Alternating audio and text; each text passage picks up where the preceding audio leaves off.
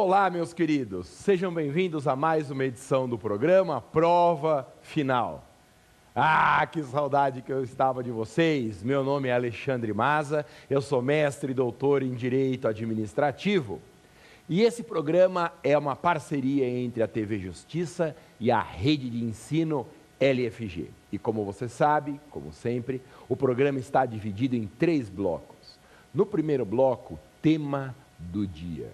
Eu vou fazer uma mega revisão de direito administrativo. Ei, você! Você que está na véspera de uma prova de administrativo ou quer fazer uma revisão de direito administrativo, meu querido, é hoje. Nós vamos revisar tudo que há de importante na matéria, programa imperdível. Segundo bloco, pergunte ao professor. Nesse segundo bloco, eu vou responder as perguntas, as dúvidas dos nossos telespectadores sobre a matéria de hoje. E no terceiro bloco, o X da questão. Nós vamos analisar perguntas de prova a respeito dos temas sobre os quais nós vamos conversar na aula de hoje. Vai ter música, vai ter muito assunto importante. Que saudade que eu estava de vocês. Ah, muita gente deve estar estranhando. Nossa, mas o que aconteceu? Gente, esse é meu shape novo, 40 quilos mais magro, acabou aquele visual de pichorra que eu tinha antigamente. Voltei, estava morrendo de saudade de vocês. Não saia daí, daqui a pouco a gente volta. Fique onde você está, hein? Tchau.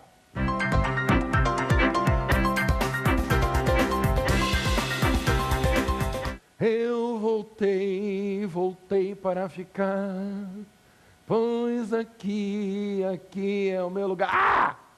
Que saudade que eu estava de vocês, gente. Olha, eu fiquei esse tempo todo emagrecendo, perdi 20 quilos, ou 40 quilos, e meu milagre foi um remédio que eu tomo, que eu não posso dizer qual é, custa R$8 por mês, tá? É super barato, mas eu não posso dizer qual é o remédio. Emagreci 40 quilos em um ano, tô essa delícia, esse espetáculo, tá? E estava morrendo de saudade de vocês, tá? Tô aqui de volta, adorei poder voltar para falar sobre as dicas mais importantes de direito administrativo. Milhões de e-mails chegaram pedindo para eu voltar a fazer aqui algumas revisões com vocês da matéria. Mentira, não foram tantos e-mails assim, mas eu voltei de qualquer jeito, estou aqui e vai ser muito legal. Gente, está na véspera da prova, quer revisar as coisas mais importantes de direito administrativo, quer dar uma passada aí pelo que há de mais importante, meu querido, vai ser agora.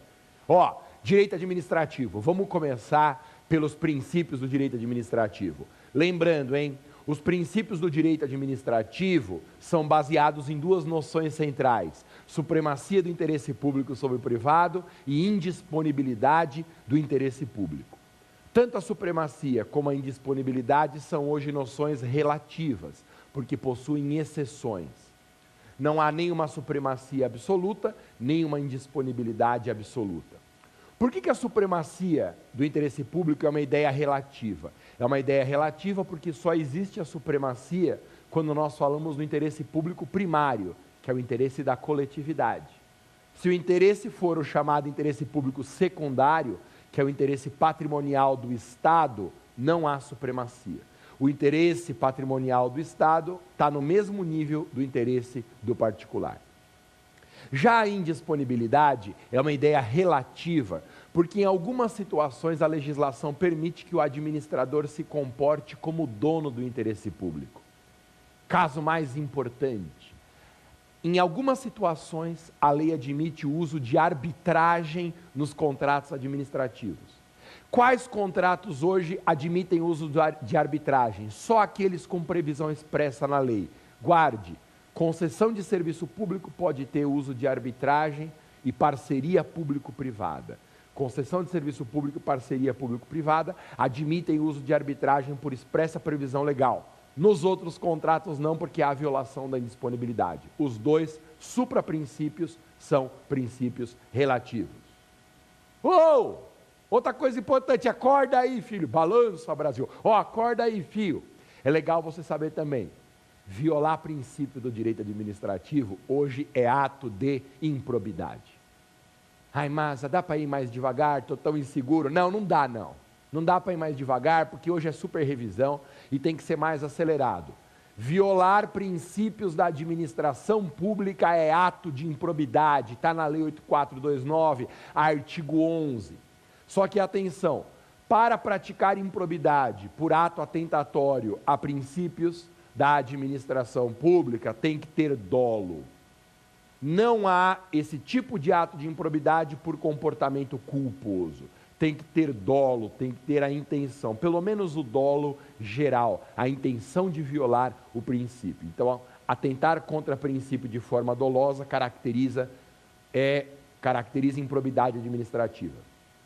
Ô Maza, me diz assim, Maza, e se a violação do princípio não tiver dolo, for uma violação culposa? Aí gera a nulidade do ato, mas não implica nas sanções de improbidade administrativa. Aí o ato que viola o princípio será nulo, mas o agente não pode ser punido por improbidade. Quais são os princípios do direito administrativo que estão na Constituição? Lembrem, tem os do artigo 37 caput, cujas iniciais formam a palavra LIMP: legalidade, impessoalidade, moralidade, publicidade e eficiência. Legalidade, impessoalidade, moralidade, publicidade e eficiência. Rapidamente, como que eu conceituo esses princípios? Legalidade, um dever de atuação conforme a lei e o direito. Lembrando que hoje a administração pública está vinculada à lei, ao direito, e também ela está vinculada aos precedentes administrativos, às próprias decisões que a administração tomou em casos similares. E isso se dá em razão do princípio da segurança jurídica, a ideia de proteção da confiança legítima, a autovinculação administrativa aos seus precedentes. Impessoalidade. Impessoalidade é um dever de objetividade na defesa do interesse público. A administração não pode tratar nem de forma privilegiada, nem de forma discriminatória os particulares. Todo mundo tem que ser tratado igual. Lembre de um desdobramento da impessoalidade, que é o subprincípio da vedação da promoção pessoal. O subprincípio da vedação da promoção pessoal significa que as propagandas do governo não poderão ter nomes, símbolos ou imagens que caracterizem promoção pessoal. Propagandas do governo não poderão conter nomes, símbolos ou imagens que caracterizem promoção pessoal. Gente, princípio da moralidade. Princípio da moralidade é a ideia de que a administração tem que respeitar os padrões de ética, de decoro, de probidade, de boa-fé vigentes na sociedade. Grande assunto do princípio da moralidade, súmula vinculante 13. A súmula vinculante 13 proíbe contratação de parente para cargo de confiança. O chamado nepotismo é vedado pela súmula vinculante 13. Quem que está de fora da proibição da súmula 13? Os primos e os agentes políticos do Executivo. Primos e agentes políticos do Executivo podem ser nomeados para cargo em comissão, não se sujeitam à vedação da súmula vinculante 13. Princípio da publicidade, a administração tem que dar divulgação oficial para os seus atos. O princípio da publicidade tem duas exceções: o ato pode ser secreto, quando ele coloca em risco a intimidade dos envolvidos, ou a segurança do Estado ou da coletividade.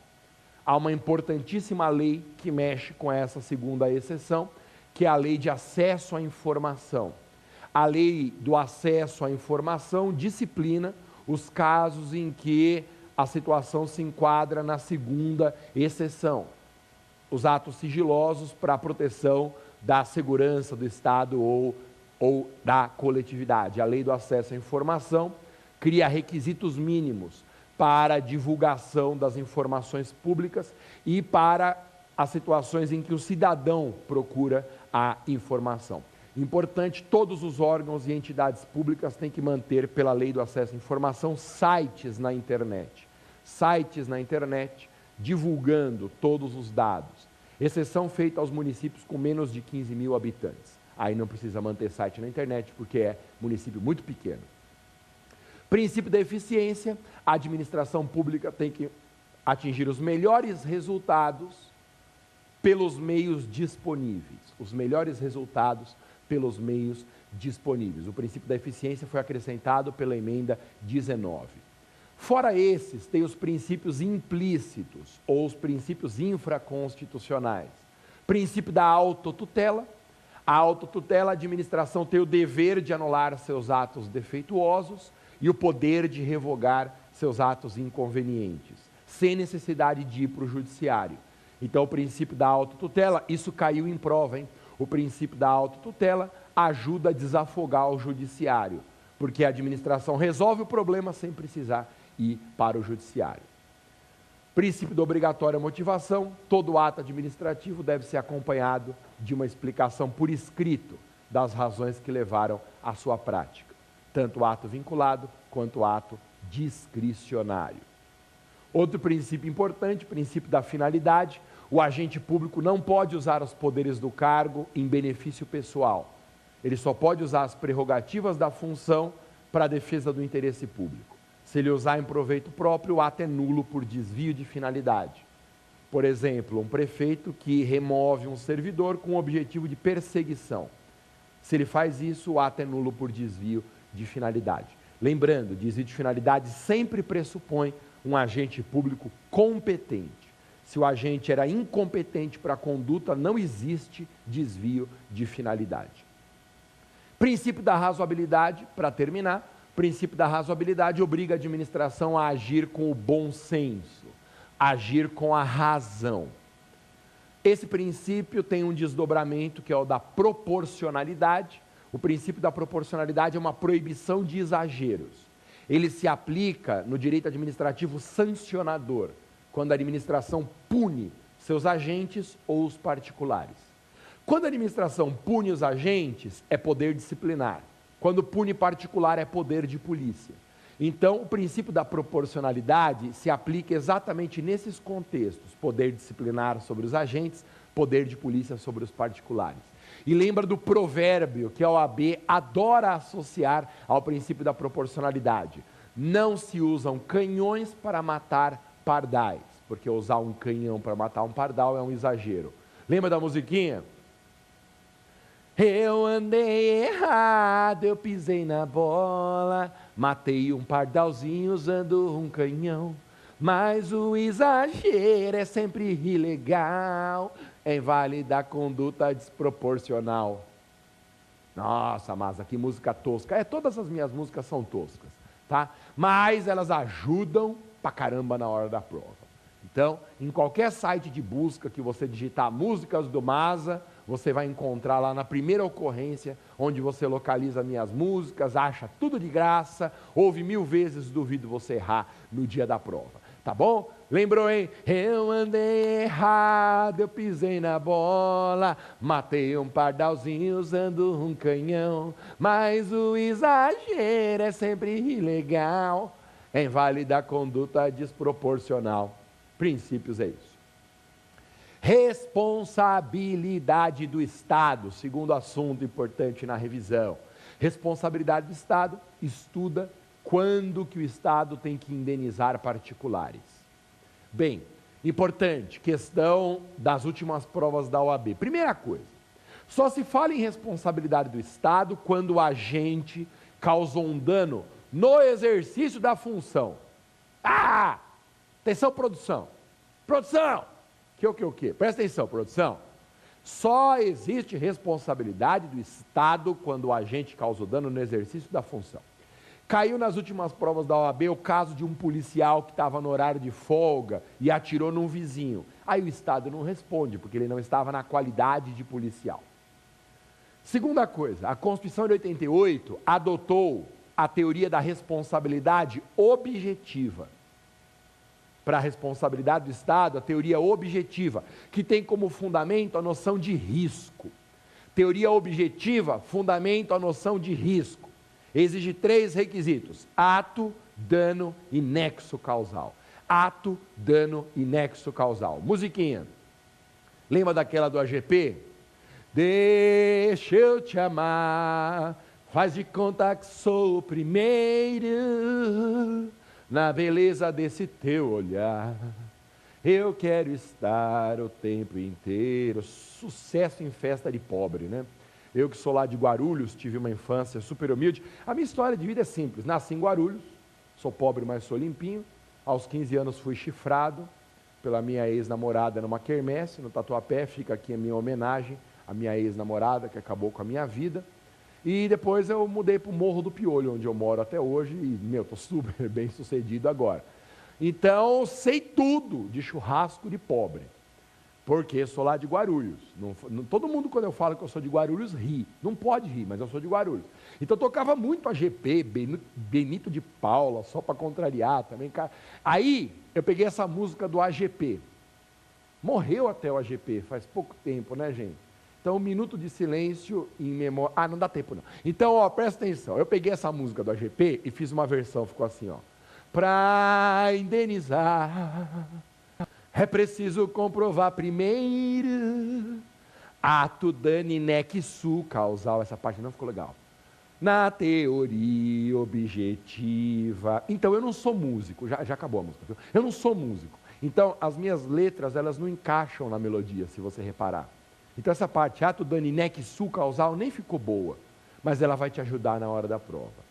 Então, para indenizar, é preciso comprovar primeiro ato dani nec su, essa parte não é legal, nec su causal, na teoria objetiva, beleza? Teoria objetiva, ato dani nec su causal, fundamento, é o risco, não precisa provar culpa ou dolo. Mas cuidado, tem situações específicas em que ainda vigora a teoria subjetiva, que é a teoria baseada na ideia de culpa. Primeiro caso de teoria subjetiva é dano por omissão. Dano por omissão é quando não houve um ato do Estado, mas a legislação determina que mesmo assim o Estado tem que indenizar. Casos de dano por omissão, casos importantes. Responsabilidade, por exemplo, no caso de enchente. Assalto, queda de árvore, buraco na rua, danos por omissão. Só há indenização se houver prova de culpa ou dolo. Também é responsabilidade, acorda Brasil, também é responsabilidade por omissão, quando nós falamos na responsabilidade pessoal do agente. Na ação regressiva que o Estado move contra o agente público, a responsabilidade é subjetiva, tem que ter prova de culpa ou dolo. O Estado tem que provar culpa ou dolo do agente para mover a ação regressiva. Então, deixa eu falar um pouquinho sobre a ação regressiva, que é outro tema que cai muito. Quando a vítima sofre um prejuízo causado por um agente público, ela propõe ação indenizatória contra o Estado. Essa ação é proposta só contra o Estado, não pode mais ser contra a pessoa física do agente, o STF não aceita mais. Tem que ser contra o Estado, pessoa jurídica. Propõe essa ação. O Estado pode fazer denunciação da lide, é facultativa a denunciação, mas o Estado pode chamando o agente para o polo passivo. Se o Estado for condenado na ação de indenização, depois que transitou em julgado, ele tem o dever de propor ação regressiva contra o agente. Essa ação regressiva é para apurar a responsabilidade pessoal do agente. Predomina ainda o entendimento de que a ação regressiva é imprescritível, não tem prazo. Só que para entrar com a ação regressiva tem que provar culpa ou dolo. Então a ação regressiva, para a responsabilidade pessoal do agente, é baseada na teoria subjetiva. Outra coisa que cai pra caramba, responsabilidade de concessionário de serviço público. Nova visão do STF, produção. Responsabilidade de concessionário de serviço público. Meu querido, eu vou te contar essa questão que vai estar na prova, hein? A OAB adora perguntar a responsabilidade de concessionários. Então, presta atenção, meu querido. Olha para essa delicinha aqui. Presta atenção. Olha para essa delicinha magra agora. Não é mais aquela pichorra de antigamente, aquele filhote de baleia, aquele cetáceo que dava aula para você. Tá? Free Willy. Não é mais um nhonho. Presta atenção nessa delícia.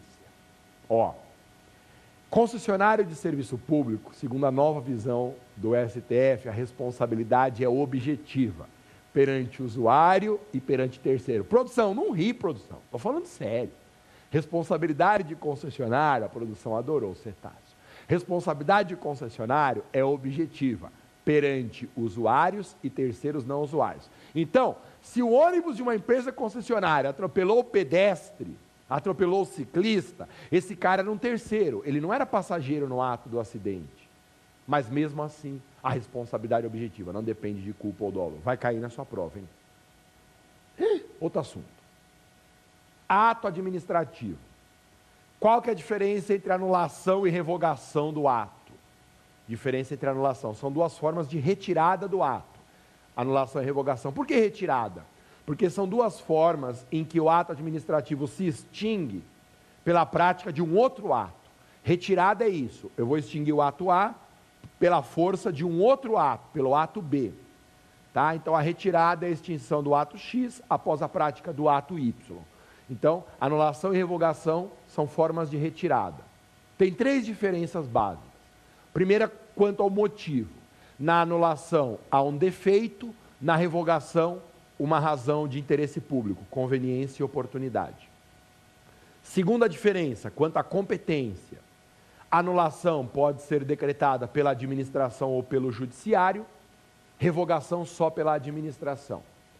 Terceira diferença, quanto aos efeitos. Anulação tem efeitos ex tunc, efeitos que retroagem, revogação, efeitos ex nunc, que nunca retroagem. Uma dica para você guardar. Ex nunc, não sei se você sabe, nunc é outro idioma. Não sei se você sabe, é inglês. Nunc é nunca em inglês. Se você aprendeu que nunca em inglês é never, você aprendeu errado. Porque nunca em inglês é nunca. Ex nunc é que nunca retroage. Então você guarda assim. Revogação, efeitos ex nunc. Nunca retroage. Então a revogação não retroage. O efeito é futuro. Efeito é proativo. Ao contrário do efeito ex tunc, que é o efeito retroativo. E o prazo para anular, querido? Perguntou prazo em tributário e administrativo, nas minhas duas matérias, perguntou prazo, você não sabe? Ai, mas o que eu faço? Estou tão insegura, perguntou um prazo, eu não sei. Não seja besta. Seja besta. Perguntou prazo em tributário e administrativo, não sabe a resposta? Chuta. Chuta sabe em quanto tempo? 5 anos. Porque todos os prazos tributários e administrativos são de 5 anos. Chuta no prazo de 5 anos que você não erra. Ai, Masa, mas eu não quero acertar coisas no chute, eu quero acertar sabendo. Ih, que saco! Dá na mesma acertar no chute ou acertar sabendo. Vale a mesma coisa, vale 1 ponto cada uma, que você acertou no chute ou a que você acertou sabendo. Então, dica de chute funciona do mesmo jeito. Aliás, é até mais legal acertar no chute, porque quando você estuda um assunto, ele cai na prova e você acerta, que mérito que você tem? Nenhum. Você não fez mais que a sua obrigação. Legal é acertar sem saber nada. Dá uma sensação de roubadinha, uma satisfação pessoal maior. Então, caiu o prazo, não sabe? Chuta nos 5 anos. E aí, dica do Mazinha, chutou nos 5 anos, você não erra. Prazo para anulação, prazo de 5 anos. Meus queridos, estourou o horário aqui do primeiro bloco, mas eu volto daqui a pouquinho, no segundo bloco, respondendo questões formuladas por todos vocês que nos assistem aqui no programa. E ao longo da resposta dessas questões, eu consigo falar de outros temas importantes da nossa mega revisão. Você só não vai fazer uma coisa, você só não vai trocar de canal. Porque se você trocar de canal, eu desço a mão na sua boca.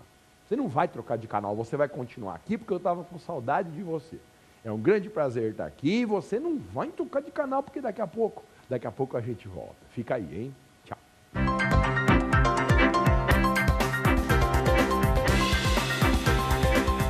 Eba, ainda bem que você não foi embora, hein? Você não é louco de ir embora. Ô, gente, voltamos então. Ó, não adianta mandar e-mail perguntando o nome do remédio que eu não vou falar. Presta atenção. Voltamos com o nosso segundo bloco, e para participar do segundo bloco, mandando perguntas que serão respondidas nos próximos programas, você sabe como que faz, não sabe? Ah, lógico que você sabe até decor já o nosso e-mail. É só mandar um e-mail para provafinal@aexapar.com, provafinal@aexapar.com. Só não me manda e-mail pedindo o nome do remédio do Masa, que emagrece 40 quilos em um ano e custa R$ 8 na farmácia, porque eu não vou mandar. tá bom? Pode mandar e-mail elogiando, que eu adoro também, tá? Eu acho o Mas o máximo, agora minha religião é ele tá uma delícia, que morra a pichorra, é isso, tá? Mas manda sua pergunta aí, meu filho, para a gente participar, para a gente ir conversando, fala o que você quer que eu falo nas próximas matérias. Eu quero Masa dando aula de todos os assuntos, aí a gente tira os outros professores e eu dou aula sozinho aqui para vocês todo dia, tá bom? Beleza? Produção, pode colocar a primeira pergunta de hoje, produção. Pergunta na tela. Professor Masa, a legislação brasileira admite contrato administrativo verbal? Mas essa pergunta é muito boa. Ô, gente, contrato administrativo verbal, existe ou não existe? A pergunta é igual chupa-cabra. Tem divergência. Não, não tem divergência não. Eu vou fazer coisa besta para te atrapalhar. Existe sim contrato administrativo verbal. A Lei 8666, conhecida como a Lei da Besta, a Lei Geral de Licitações, ela aceita contrato administrativo verbal. Ai, Masa, estou tão chocada. Como que um contrato cheio de formalidades pode ser verbal? Admite contrato verbal, só que em casos muito específicos, produção. Para um contrato administrativo ser verbal, primeiro, tem que ser de pequeno valor, até R$4.000. Segundo, o contrato tem que ser de pequeno valor e em regime de adiantamento. Regime de adiantamento é uma espécie de contabilidade pública, de sistema de contabilidade pública, em que o poder público adianta um valor, um numerário para um agente público para despesas excepcionais. Então, regime de adiantamento e pronto pagamento, tá bom? Então, objetos de pequeno valor até R$4.000 e em regime de adiantamento e pronto pagamento, o contrato pode ser verbal. Atenção! Decisões importantes de nossos tribunais superiores dizem que, mesmo que o contrato administrativo seja verbal, fora dessas hipóteses, fora dessas situações que a legislação autoriza, se o contrato for celebrado irregularmente da forma verbal, a administração tem que pagar. Tem que pagar. Vai ter uma irregularidade, mas tem que pagar. Tem que pagar por quê? Em nome do princípio da segurança jurídica. O princípio da segurança jurídica, gente, é um espetáculo hoje, super revolucionário. A administração pública tem que cumprir o princípio da segurança jurídica e um dos desdobramentos é o dever de indenizar quem celebrou irregularmente um contrato verbal. Sobre contratos administrativos, vamos relembrar algumas coisas importantes. Quais as características dos contratos administrativos? Primeira característica, o contrato administrativo é marcado pela verticalidade, não há igualdade entre as partes. A administração ocupa uma posição de superioridade, superpoderes a administração tem no contrato administrativo, ok? Outra característica do contrato administrativo, outra característica é a mutabilidade. A administração pode alterar unilateralmente as regras. Exceção ao poder de alteração unilateral de regras são as cláusulas de remuneração. Cláusulas de remuneração só mudam com a anuência do particular.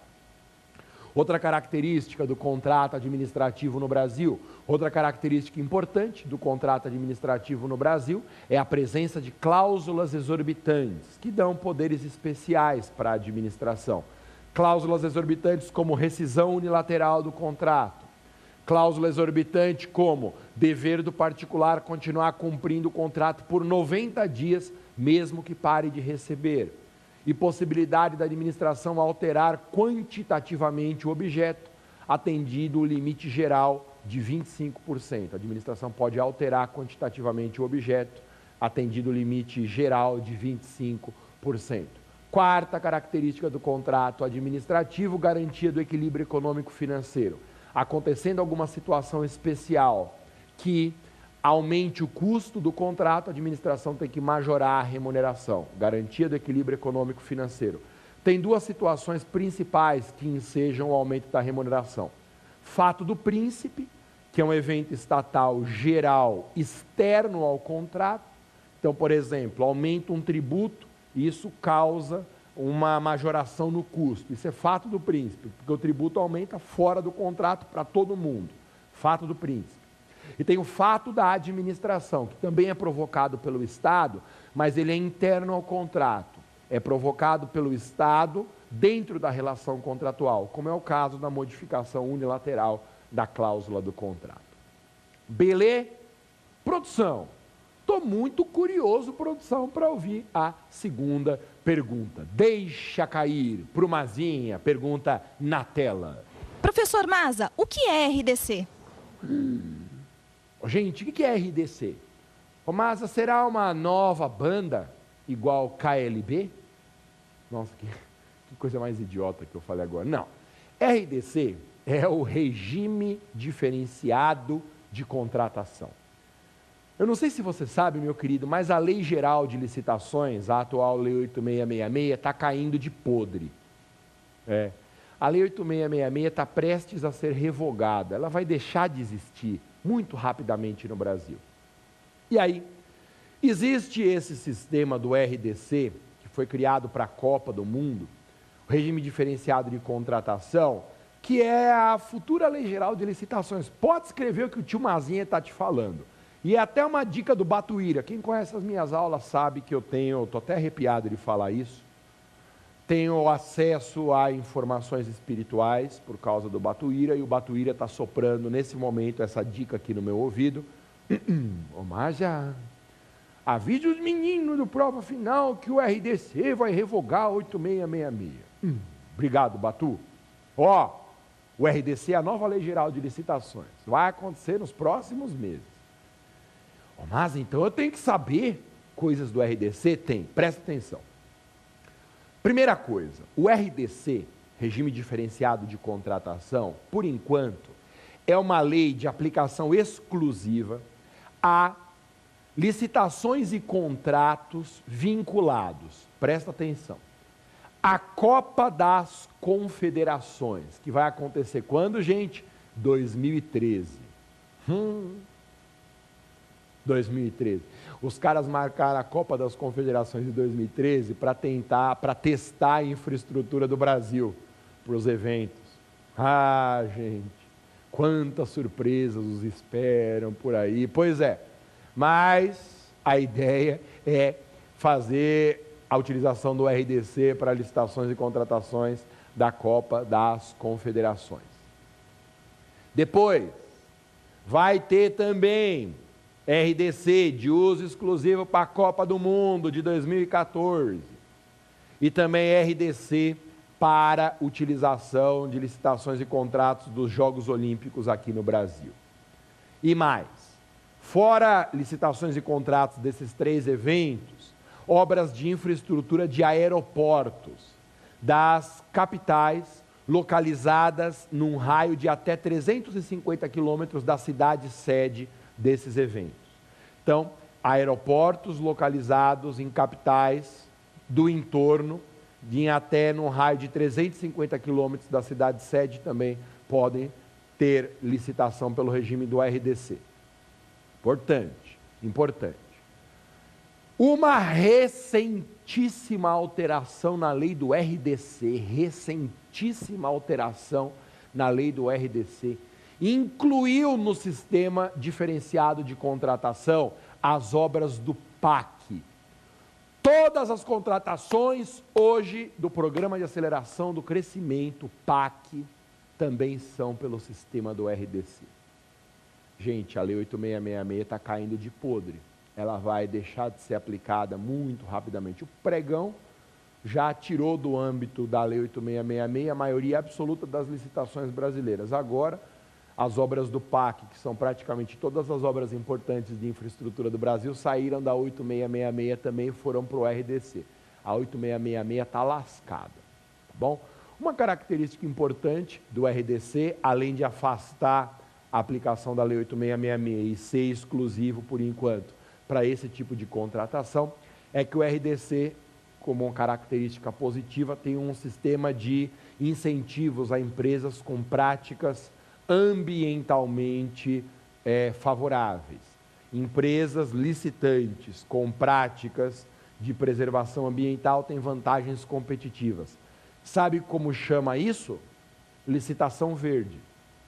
Licitação verde é aquela que estimula a participação e dá vantagens para empresas com boas práticas ambientais. Do inglês, Green Licitation.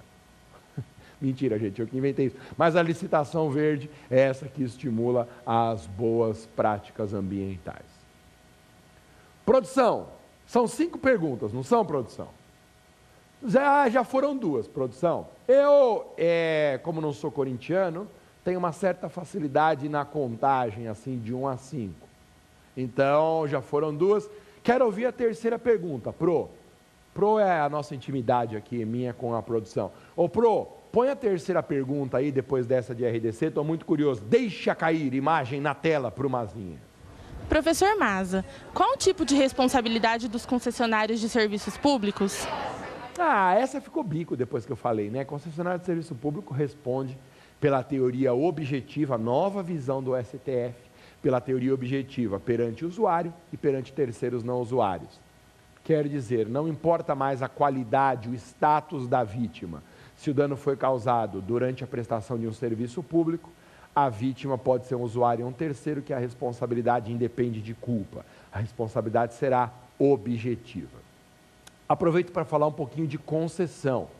Concessão é um contrato administrativo que delega a prestação do serviço público. Delega a prestação do serviço público a uma pessoa jurídica privada, a chamada concessionária. O contrato de concessão é sempre por prazo determinado e pressupõe licitação na modalidade concorrência. Ai, Maza, estou tão confusa. Você pode repetir? Posso sim. Licitação é um contrato administrativo por prazo determinado que transfere a prestação do serviço mediante licitação prévia na modalidade concorrência. E o que é intervenção nas concessões? Intervenção nas concessões é uma medida decretada para garantir a manutenção ou a continuidade, melhor, da prestação do serviço. Quando a empresa concessionária praticar algum ato que coloque em risco a continuidade do serviço, o poder concedente baixa um decreto, nomeia o interventor por prazo determinado, e aí esse interventor afasta a direção da empresa concessionária e assume a administração da empresa. Então, a intervenção é um sistema de afastamento da direção da empresa concessionária para que o Estado assuma essa direção por prazo determinado. Isso é diferente do que se chama de reversão. Reversão de bens é uma hipótese em que, ao final da concessão, os bens do concessionário indispensáveis para a continuidade do serviço se transformam em bens públicos. Isso chama reversão. Ao final do contrato, os bens do concessionário indispensáveis para a continuidade são incorporados ao domínio público. A grande pergunta que existe é: a reversão tem que ser indenizada ou não? Depende. A reversão não será indenizada se o valor dos bens foi amortizado na tarifa. O que é amortizado? Amortizado é recuperado. Porque, às vezes, o próprio contrato de concessão já prevê que, ao final, haverá uma reversão. E aí, o concessionário colocou ali na sua tabela, na sua planilha, aquilo como um custo da execução e embutiu no valor da tarifa. Aí terminou a concessão e ele já sabia que ia ter reversão, mas ele já teve o ressarcimento por meio da cobrança da tarifa, ok? Então, se houve já essa recuperação, essa amortização, aí não há indenização. Mas, fora essa hipótese, como regra, a reversão de bens tem que indenizar o concessionário. Então, em regra, a reversão dos bens é indenizada, exceto se houve amortização. Lembre que a concessão é o único contrato administrativo em que o particular é que paga o contratado. Então, o usuário do serviço, por meio da tarifa, é quem remunera o concessionário. Em todos os outros contratos administrativos, em todos os outros, quem paga o particular quem paga o contratado é o Estado. Na concessão, o contratado é remunerado diretamente pelo usuário. Não se esqueça que nós temos hoje no Brasil um tipo específico de concessão chamado de parceria público-privada. A parceria público-privada é um tipo de concessão com distribuição objetiva de riscos. Numa concessão comum, todo o risco corre por conta do concessionário. Na PPP, não. Na PPP, o risco é dividido entre o concessionário e o parceiro público. Distribuição objetiva de riscos. Lembrando, PPP é sempre de longo prazo, ela dura de 5 a 35 anos e sempre para objetos de grande valor, sempre acima de 20 milhões de reais. Para administrar a parceria, será criada uma sociedade de propósito específico. Essa sociedade de propósito específico é uma pessoa jurídica que não é incorporada na administração pública, é uma pessoa jurídica cuja maioria do capital votante fica na mão da iniciativa privada.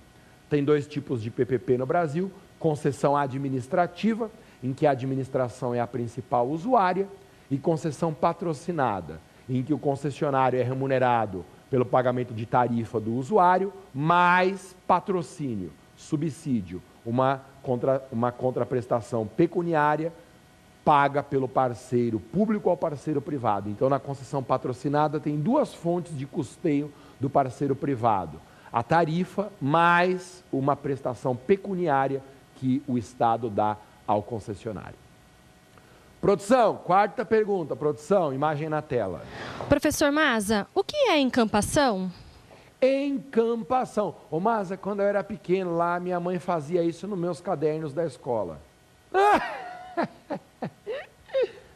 Ridículo. Encampação, gente. O que é encampação? Encampação é a revogação de uma concessão por razões de interesse público.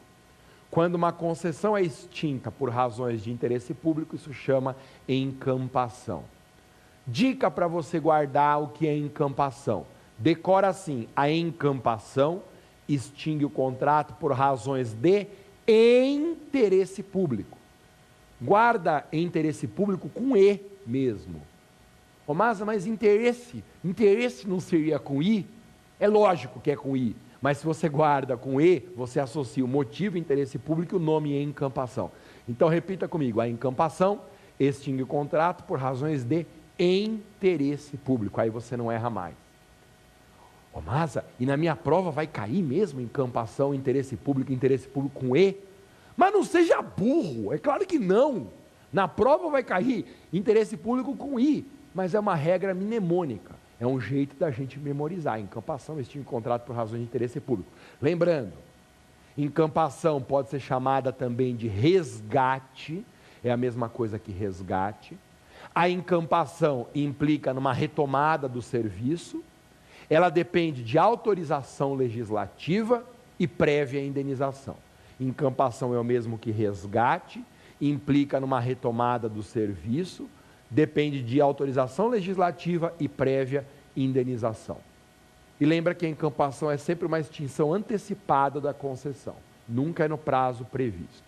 Última pergunta, produção, deixa cair imagem na tela. Pro Mazinha. Professor Maza, o que é requisição? Gente, requisição é uma das formas mais importantes de intervenção do Estado na propriedade privada. Diz a Constituição: em caso de iminente perigo público, a autoridade poderá usar propriedade privada, garantida indenização posterior se houver dano. Imagina requisição de um carro de particular para perseguir um bandido. A polícia está correndo lá atrás de um corintiano ou de um bandido em fuga, e aí dá um pane na viatura. A polícia pode olhar para o cara do lado, o azarado, Charlie Brown da peste, que está lá na hora errada, lugar errado, com o carro parado no semáforo, requisitar o carro para continuar a perseguição. Isso chama requisição. Lembrando, requisição não é desapropriação, é um uso temporário da propriedade, depois vai devolver, não paga aluguel pelo uso, mas se bater o carro tem que indenizar. A requisição é discricionária, a requisição é autoexecutável, porque não depende de autorização judicial, tá bom? E ela é precária, porque ela dura por prazo determinado e depois que cessa a situação de iminente perigo público, o bem é devolvido ao particular. Meus queridos, é isso. Nós vamos para o terceiro bloco, vamos para o X da questão, mas só não troque de canal. Você não é louco de perder a análise das questões de prova sobre essa mega revisão de direito administrativo. Não saia daí. Não abandona o tio Mazinha, não. Até daqui a pouquinho.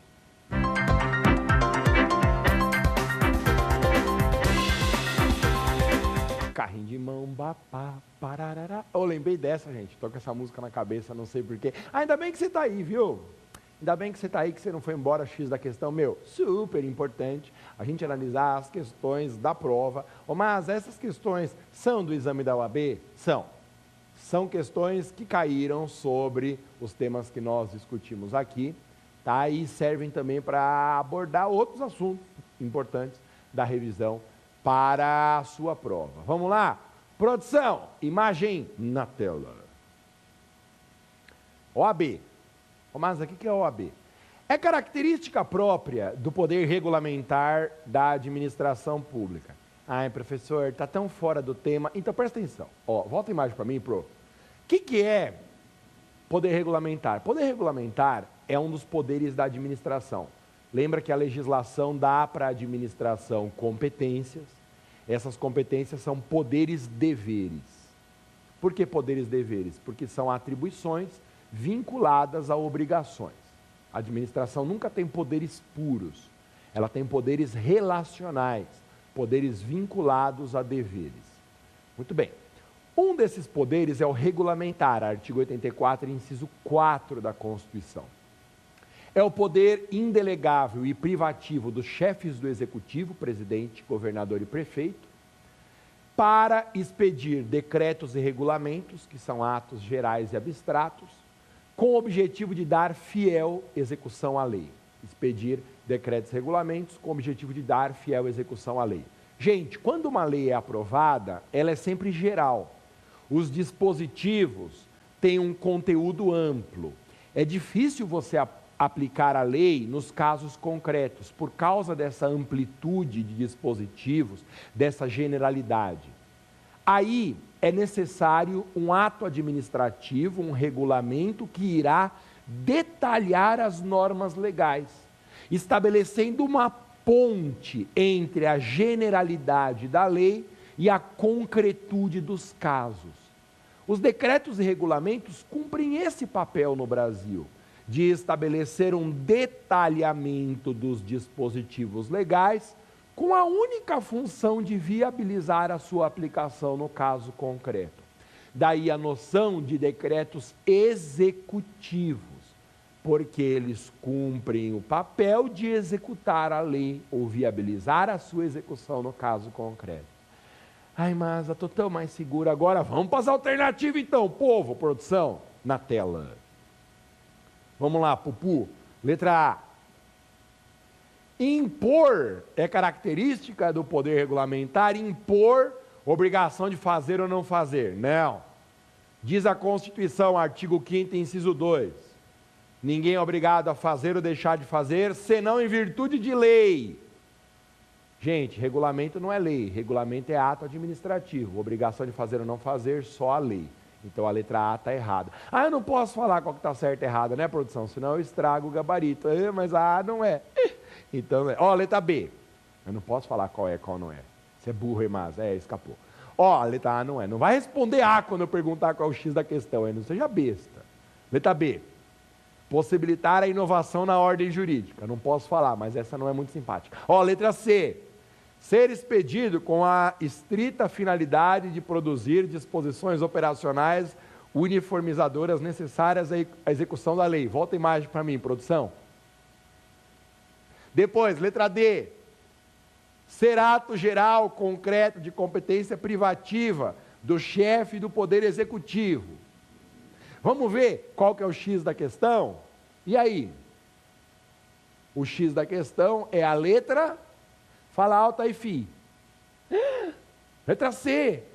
Você é o gênio. Letra C. O X da questão é a letra C. Ser expedido. Olha que orgulho que eu tenho de você. O Maza, eu sou um gênio, Vai, fala para sua mãe, o Maza me chamou de gênio. Ser expedido com estrita finalidade de produzir disposições operacionais uniformizadoras necessárias à execução da lei. Advogado fala difícil, né, gente? Então você decora essa frase e conta para sua tia. ela vai ficar orgulhosa de você ter feito a faculdade de Direito. Ó, os regulamentos são expedidos com a estrita finalidade de produzir as disposições operacionais uniformizadoras necessárias à execução da lei. Vó, adora ouvir a gente falar difícil. Tá? Então você decora essa letra C porque é ela. Qual que é o erro das outras? A letra A eu já expliquei. Letra B, possibilitar a inovação na ordem jurídica, errado, só a lei inova na ordem jurídica. Inovar na ordem jurídica é criar deveres e proibições.